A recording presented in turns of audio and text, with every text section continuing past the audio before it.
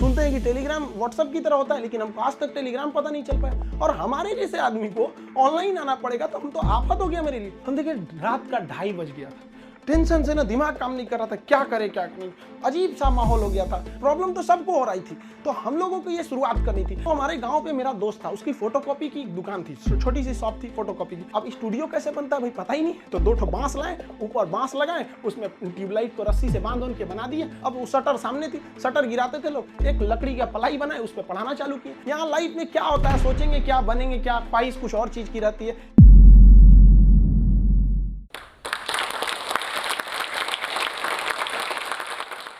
जय हिंद। बेहतर से बेहतर होने का तलाश करें, मिल जाए नदी तो समंदर की तलाश करें। टूट जाते हैं शीशे पत्थर की चोट से, पत्थर टूट जाए ऐसे शीशे तलाश करें। आज हम आपसे बीच में बात करते हैं अपने बचपन की कुछ कहानियों की।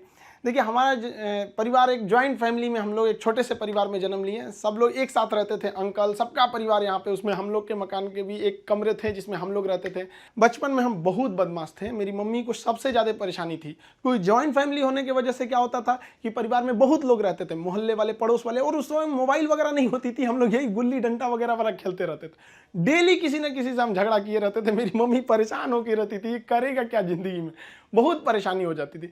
और बचपन में थोड़ा सा फाइनेंशियली प्रॉब्लम होने की वजह से हर चीज़ लिमिटेड तौर पे मिला।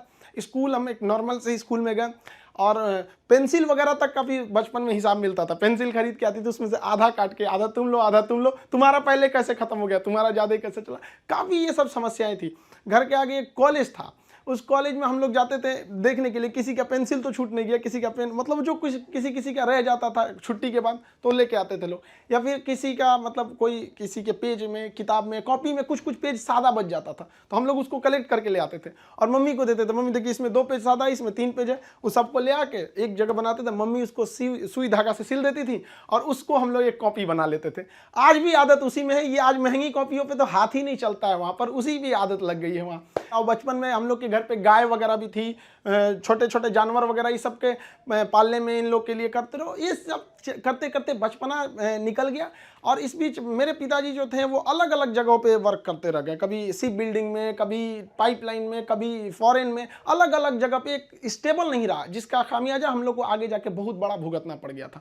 फाइनेंशियली खराब होने की वजह से हमको शुरुआत में, हम जब 8 पास किए तो वहीं से हमको फौज में जाने का थोड़ा सा जुनून लगा कि हमको फौज में जाना चाहिए। तो हम 9th में जब पढ़े थे, सैनिक स्कूल का एंट्रेंस का एग्जाम दिया, उसमें मेरा सिलेक्शन ही नहीं हुआ, पता नहीं क्यों सैनिक स्कूल में नहीं हुआ। तो फिर हमने पॉलीटेक्निक का दिया, तो पॉलीटेक्निक के भी उसमें देखिए एक्चुअली क्या है कि जो एकेडमिक पढ़ाई होती है उससे थोड़ा सा बेटर होता है जो कॉम्पिटिटिव होती है। तो 8 के बाद ही सैनिक के लिए एक कॉम्पिटिटिव वाला माहौल आ गया था। फिर पॉलीटेक्निक में दिए, उसमें रैंक अच्छा नहीं आया तो हम कहे छोड़ो, अब नॉर्मल 10th यानी मैट्रिक करते हैं, उसके बाद इंटर करते हैं। इंटर करने के बाद फिर हम लोग ने सोचा कि एनडीए का देते हैं। इस बीच AI ट्रिपल हम लोग के वक्त में होता था, AI ट्रिपल ही, उसको दिए। IIT के दिन तो हम सोए रह गए थे वहाँ। फिर एनडीए के गए सिलेक्शन के लिए, तो एनडीए में रिटन एग्जाम हुआ, वो काफ़ी ठीक ठाक था। और एनसीसी वगैरह हम लोग ने किया था, तो उससे फौज से काफ़ी ज़्यादा उससे जानने को मिल गया, कौन सा हथियार कैसे काम करता है। ये वो एक जुनून हो गया कि भाई हम लोग को ये कॉन्फिडेंस था ना कि फौज में हो जाएंगे तो ट्रेनिंग की कुछ खास जरूरत नहीं पड़ेगी। हम लोग तो इसे बहुत हद तक जानते हैं हथियारों के बारे में। सब होने के बाद वहाँ पे क्या होता है कि ये सिलेक्शन काफ़ी प्रोसीजर काफ़ी कॉम्प्लेक्स होता है। वहाँ मेडिकल जांच होती है हर चीज़ का। मेरा हाथ काफ़ी टेढ़ा है, अभी इतना टेढ़ा होने की वजह से दोनों हाथ कि मतलब अब मेडिकली आउट कर दिया जाए। अब मेडिकल आउट होने की वजह से ये सब चीज़ें सही नहीं हो सकती हैं।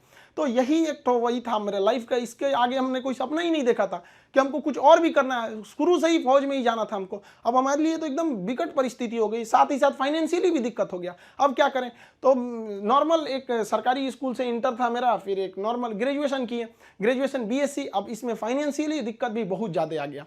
इन दिक्कत में सबसे ज़्यादा साथ दिया मेरे 3 दोस्तों ने, सोनू, पवन, हेमंत। ये 3 दोस्तों ने हमारा बहुत ज़्यादा हेल्प किया और हम सबसे खुश नसीब हैं। हम ये कह सकते हैं कि दोस्त हमें बड़ा बढ़िया मिले। तो सोनू था, पवन, हेमंत, इन लोग के पास जो पॉकेट मनी आती थी ना, तो जो घर से उसमें से काट के कुछ हमको दे देते, कुछ ये, तो हम लोग में मिलजुल के अच्छे से करते थे। तो एक साथ में हम लोग पढ़ाई करते थे। हम सबको, चारों को, हम लोगों को डिफेंस में ही जाना था। अब हम लोग ने क्या किया भाई, बाकी लोग की फाइनेंशियली ठीक थी, हेमंत की भी सही नहीं थी, तो वो सेल्फ डिपेंडेंट था। तो हेमंत ने कहा कि एक काम कर तो भाई, चलो तुम भी को टीचिंग में ले आते हैं। तो उसने क्या किया, हमको एक होम ट्यूशन के पास ले गया पढ़ाने के लिए। होम ट्यूशन, अब वो हम लोग को बच्चों को उतना पढ़ाने का आइडिया नहीं, बस उसको लड़का बहुत पढ़ने में कमजोर था और उसको होम ट्यूशन पढ़ाया गया ना, स्कूल में बहुत अच्छा टॉप पे आ गया वो, उसके घर वाले काफी खुश हुए सब, और वो बहुत अच्छा सा पढ़ रहा था।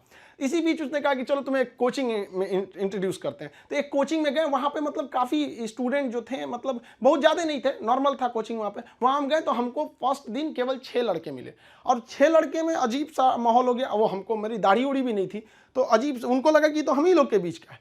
तो हम 6 बच्चे को पढ़ाए, हमको भी खुद एम्बेरस फील हो रहा था कि ये लोग हमको उस तरह से देख क्यों नहीं रहे हैं। अब उसको 6 लड़कों से अगले दिन वो 50 हो गए, फिर 100, 150, इतना तेज बढ़ने लगा। अब वो कोचिंग वाला जो था उसको लगा कि नहीं भाई, पैसा तो ठीक आ रहा है यहाँ पे, ये तो ठीक ठाक है। तो उन्होंने हमको कह दिया कि भाई देखिए सर, आपको अपना नाम, पता, एड्रेस, मोबाइल नंबर कुछ भी नहीं देना है। हम कहे हमको जरूरत भी नहीं है इसकी, हमको चुपचाप पीजी वगैरह करना है यहाँ पे। हमारी तो फौज का सपना टूटा था, समझ में नहीं आ रहा था करे क्या करें यहाँ पर, क्योंकि लाइफ बड़ी अजीब चीज होती है। जब तक आपको समझ में आएगी आधी बीत चुकी रहती है। यहाँ लाइफ में क्या होता है, सोचेंगे क्या, बनेंगे क्या, ख्वाहिश कुछ और चीज की रहती है। यही है जिंदगी, सबको इसी के साथ चलना रहता है। तो हमने कहा कोई बात नहीं। उन्होंने कहा कि चलो भाई, हमारा उनको नाम पता था तो टाइटल की वजह से उन्होंने खान नाम दे दिया, खान सर। धीरे धीरे वहाँ पे पढ़ाते रहे, वहाँ पे लड़के बहुत हो गए। वो कोचिंग वालों को पैसा ज़्यादा दिखता था, हमें बच्चों का करियर दिखता था। वो कहते थे कि सर इतनी कम फी में आप इतना क्यों बता रहे हो। हम कहे सर हम कैसे करें, उनके साथ किस तरह से हम कह देंगे कि तुम्हें कम बता। इस वजह से थोड़ा सा टसल हो गया, हमको वो छोड़ना पड़ गया कोचिंग। फिर दूसरे जगह गए, तीसरे जगह। उसके बाद से हम लोग ने यहाँ पर आके अपना खान जीएस रिसर्च सेंटर किए। तो हमारा यहाँ पे कुछ खास जानकारी नहीं थी पटना में, क्योंकि हम लोग गांव एरिया से आए थे। तो यहाँ पे कुछ पार्टनर्स वगैरह को कुछ ढूंढे यहाँ के लोगों को, उन लोगों ने तो सत्यानाश ही कर दिया। उन लोगों ने सारा चीज 6 महीने बाद उन लोगों का फुल प्लानिंग था कि कोचिंग को हड़प लेना है। उन लोगों ने कहा कि बेंच भी मेरा, कुर्सी मेरा, पंखा में, सब कुछ। हम तो परेशान हो गए, मेरे पास कुछ भी नहीं बचा। ये हाल कर दिया लोगों ने कि हमारे जेब में केवल 40 रुपया बचे थे और घर लौटने के लिए 90 रुपये चाहिए था। हम परेशान हो गए, भाई कम से कम 90 तो छोड़ो, घर चले जाएं यार, पे यहाँ पे क्या कर दिए। कोई दिमाग काम नहीं कर रहा था। तो गंगा के किनारे हम बैठे थे शाम के वक्त में, टेंशन में। यहाँ पर सोचे कि अब टेंशन में जाएंगे, अब रूम। तो यहाँ से जब रूम पे गए, वहाँ पे पता चला वो दरवाजा खटखटाए तो कोई खोल ही नहीं रहा था। बड़ा देर बाद खोले तो मुझे कहाँ थे, हम कहे यहीं पे नदी बैठे थे, टेंशन में थे थोड़ा सा। कहे कितना टाइम हो रहा है, हम कहे यही 7-8 बज रहा होगा। तो उन्होंने कहा कि घड़ी देखो। हम देखे रात का 2:30 बज गया था। टेंशन से ना दिमाग काम नहीं कर रहा था, क्या करे क्या नहीं, अजीब सा माहौल हो गया था। अब हमको समझ में आ गया कि भाई हमारे पास केवल 40 बचा है, यानी ऊपर वाला हमको रोक रहा है यहाँ पर किसी ना किसी वजह से, तो हमें रुकना चाहिए। अब फाइनली हमने भी डिसाइड कर लिया कि अब हमको अपने फिर से एक नई शुरुआत करनी है। इस बीच हमको एक अनुभव मिला कि भाई सब पर आप आंख बंद करके भरोसा नहीं कर सकते। अब टीचर और स्टूडेंट का एक रिलेशन भारत में बहुत बेहतरीन है, ये आदिकाल से देखा जाता है। तो हमने क्या किया ना, अब कोचिंग्स में ना स्टूडेंट्स जो थे, बहुत जो पुराने थे, जिनका मान के चलिए कहीं जॉब हो गया, अभी ज्वाइनिंग लेटर का वेट कर रहे हैं ऐसे, तो उन लोगों को रखे कि भाई देखो हम लोग को फिर से शुरुआत करनी है, क्योंकि ऐसे हम लोग छोड़ नहीं सकते हैं। क्योंकि यहाँ पे क्या हो गया कि कोचिंग एक इंडस्ट्री बन चुका है, लोग इसको इनकम सोच रहे हैं। अब हम लोग आंख में इसलिए खटकते थे, हम लोग के लिए पैसे मायने नहीं रखते थे, लड़कों का पढ़ाई मायने रखता था। तो प्रॉब्लम तो सबको हो रही थी, तो हम लोगों को ये शुरुआत करनी थी। अब शुरुआत किए कैसे तैसे, थोड़ा बहुत पैसे से स्टार्ट किए लोग। अब वहां पे क्या है कि जो गरीब है पैसे मत दो भैया, विकलांग हो मत दो, कभी कोई इस तरह से जोर नहीं दिया गया। इस वजह से ही फाइनेंशियल प्रॉब्लम है। अगर अदरवाइज में आदमी पैसे के पीछे पड़ा रहता तो कोई प्रॉब्लम नहीं था। इस बीच हमारे कोचिंग पे बम चल गया, तबातोड़ बम चल रहा है। हमको अजीब सा लग गया कि भाई हम कोचिंग में कि बॉर्डर पे खड़े हैं, हमारा सपना तो नहीं पूरा हो गया, हम फौज में आ गए हैं। दीजिए देख रहे हैं पूरा अफरा तफरी मचा हुआ है बम से।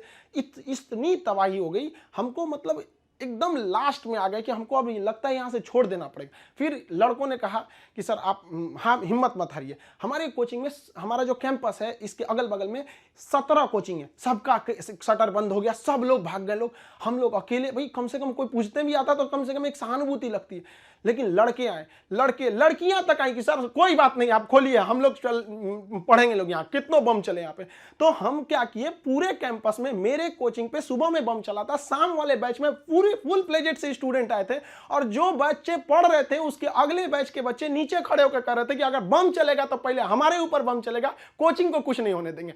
बहुत हेल्प हुआ हमको यहाँ पर, बच्चों ने ही हमको बहुत ज्यादा सपोर्ट किया। और धीरे धीरे ऊपर वाला सबको देखते रहता है, क्योंकि हम लोग हम दूसरे के सीसीटीवी कैमरे से बच सकते हैं, ऊपर वाले के सीसीटीवी कैमरे से नहीं बच सकते हैं। और अचानक साथ मिला, सारे बच्चे देखते देखते हमने बच्चों के लिए लाइब्रेरी भी डाला, वो पटना का सबसे बड़ा लाइब्रेरी हो गया, फिर कोचिंग बड़ा हो गया, सब कुछ सही हो गया, लड़कों का रिजल्ट आने लगा, सारे लड़के खुश हो गए। और खास करके उस बैच के लड़के जो पढ़ रहे थे और जिनके पास बम्बार्डमेंट हुई थी, वो भी उनके लिए पहला अनुभव था। सब डर गए थे कि आखिर क्या हो रहा है, और देखते देखते सब कुछ सही हो गया। तब तक अचानक बीच में आ गया कोरोना, और कोरोना ने लॉकडाउन किया और सब चीज़ घर के अंदर हो गया, और हम लोग के लिए एकदम नया अनुभव।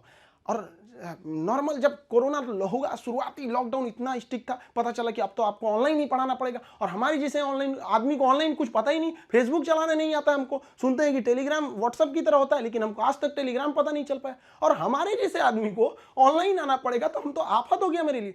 तो हमारे गांव पे मेरा दोस्त था, उसकी फोटोकॉपी की दुकान थी, छोटी सी शॉप थी फोटोकॉपी की। अब आप समझ सकते हैं फोटोकॉपी की दुकान पे क्या इंफ्रास्ट्रक्चर, कितनी बड़ी बिल्डिंग तो होगी नहीं, छोटा सा जगह था। अब वो शटर सामने थी, शटर गिराते थे लोग, एक लकड़ी का पलाई बनाए, उस पर पढ़ाना चालू किए। पता चला सामने से पुलिस की गाड़ी जाती थी, तो शटर के अंदर हम लोग पड़े हैं, पसीना हो रहा है, वैसे पुलिस का सायरन आ रहा है, आवाज आ रहा है। लड़के कह रहे सर कैसे वीडियो बना रहे हैं, कहाँ से बना रहे हैं, ना लाइट सही है ना आवाज सही है। हम कहे भाई हमको यही है जो है यहाँ पे। मेरा सारा सेटअप जो पढ़ाने का इंस्ट्रूमेंट होता है, जो पीछे पैनल लगे होते हैं पढ़ाने के लिए, वो सारा पटना में रह गया था, और हमारे गांव में ऐसी व्यवस्था नहीं थी। हम क्या करें। और जो 2020 का लॉकडाउन था, बहुत ही स्ट्रिक्ट लॉकडाउन था, तो उस लॉकडाउन में हमको आना था पटना, कैसे भी आने का कोई साधन नहीं था। तो हम ट्रक के क्लीनर बन के आए थे, खलासी जो होता है, ऐसे गंजी पहन के गमछा बांध लिए थे, चलो चलो चलो, ऐसे क्लीनर बन के आए यहाँ पे, खुद ही लोड किए, सब कुछ किए और लेके जाए। अब स्टूडियो कैसे बनता है भाई पता ही नहीं, तो 2 ठो बांस लाए, ऊपर बांस लगाए, उसमें ट्यूबलाइट को रस्सी से बांध के बना दिए, और वैसे ही पढ़ाना चालू किए लोगों को। अब वहाँ मेरे पास हर साधन आ गया पढ़ाने वाला, अब लोगों को समझ में आने लगा, धीरे धीरे धीरे धीरे लोग पसंद करने लगे यहाँ पे कि हाँ ये बात सही है। अब हमारे एक दिल्ली के हमारे एक मित्र हैं मिश्रा जी, उन्होंने सारा सेटअप किया कि ये कैमरा ठीक रहेगा, ये लाइटिंग ठीक रहेगी, ऐसे ऐसे सही रहेगा। उन्होंने बहुत बेहतर काम कर दिया, मेरे लिए अच्छा हो गया। अब इस बीच अब लड़कों का कोर्स चालू करने के लिए एप्लीकेशन बनाने लगे, तो धीरे धीरे धीरे धीरे लड़के एप्लीकेशन पे देखने लगे, यूट्यूब पे। और हमको तो आज तक समझ में नहीं आया कि यूट्यूब पर एजुकेशन के फील्ड को हम ऐसे देखते हैं कि वो लोग भी कमेंट करते हैं, कहते हैं कि सर हमारा किसी जनरल कंपटीशन, हम किसी कंपटीशन की तैयारी नहीं करते हैं, नहीं हमको कोई एग्जाम से मतलब है, फिर भी हम देखते हैं। हमको इस बात की इतनी खुशी होती है, इसलिए नहीं कि वो लोग हमारा वीडियोस देखते हैं, इसलिए कि जो लोग पढ़ाई छोड़ दिए हैं उनको भी इस बात का अफसोस है कि हमने पढ़ाई क्यों छोड़ा, और ये कंफर्म है कि वो अपने बच्चों को या समाज को आगे पढ़ने के लिए जरूर करेंगे। और इस देश को जो पीछे गया है उसको आगे ले जाने का एकमात्र रास्ता है शिक्षा, क्योंकि शिक्षा जिसके पास रहेगी वो कभी किसी से नहीं डर सकता है, अपने अधिकार के लिए खड़ा रहेगा। तो काफी खुशी होने लगी। लेकिन ऑनलाइन का हमको बहुत ज्यादा आइडिया नहीं लगा, तो धीरे धीरे धीरे धीरे क्या हुआ, संघर्ष आगे बढ़ा। अब होता क्या है कि लाइफ में कभी इंसान कोई लिफ्ट की तरफ बढ़ जाता है तो उसको काफी खुशी होती है, अरे बाप रे बहुत ऊंचाई पे आ गया। लेकिन जो सीढ़ियों की तरफ बढ़ता है ना, ऊपर जाके उसको एक थकान होती है, लेकिन दिल से एक सुकून भी मिलता है कि मेहनत से बढ़े, तो उसके लिए ऊंचाई बहुत मायने नहीं रखती है। तो जो लोग देखिएगा ना उतराने लगते हैं, अहंकार कर देते हैं, उस सबसे लिफ्ट से बढ़ा है सब वहाँ पे। तो जीवन में कभी किसी को अहंकार तो करना ही नहीं चाहिए यहाँ पर, और ना ही दूसरे की बुराई करनी चाहिए। दूसरे की बुराई से कोई फायदा नहीं मिलता है, आपस में मिलजुल कर रहना चाहिए। बुझ जाते हैं कभी दिए तेल की कमी से भी, हर बार कसूर हवाओं का नहीं होता है। आखिर में हम आप सबसे यही कहना चाहेंगे कि ये दुख, ये दर्द, ये गम, ये सब तेरे अंदर है। तू खुद के बनाए पिंजड़े से बाहर निकल के देख, तू अपने आप में एक सिकंदर है। इस वीडियो के बारे में अपनी राय नीचे कमेंट सेक्शन में हमें बताएं और अपने दोस्तों के साथ ये वीडियो शेयर करना ना भूलें।